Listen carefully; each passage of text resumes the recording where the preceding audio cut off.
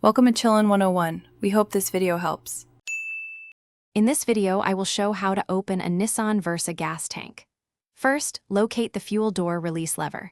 It's typically found on the floor, to the left of the driver's seat, near the door sill.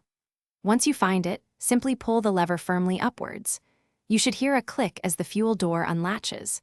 Then, walk to the rear of your vehicle and gently push the fuel door to open it completely, giving you full access to the fuel cap. If your primary fuel door release lever isn't working, don't worry, there's an emergency option. Head to your trunk and look for a small strap or lever. This is usually located on the driver's side, behind the trim panel, close to where the fuel tank is situated. Give this strap a gentle pull, and it will manually release the fuel door.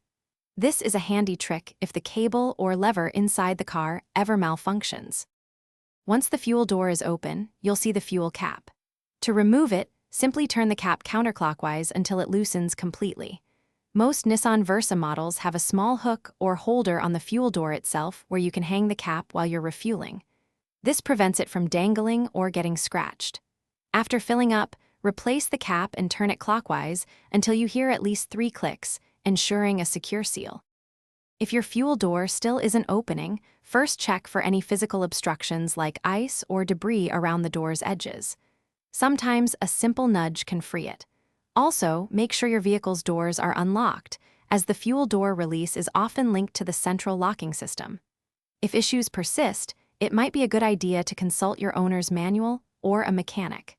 And hey, while you're checking things out, remember to check the description below for a link to some amazing darn tough socks with a lifetime warranty, plus other great deals. Thanks for watching. Consider subscribing if we helped you.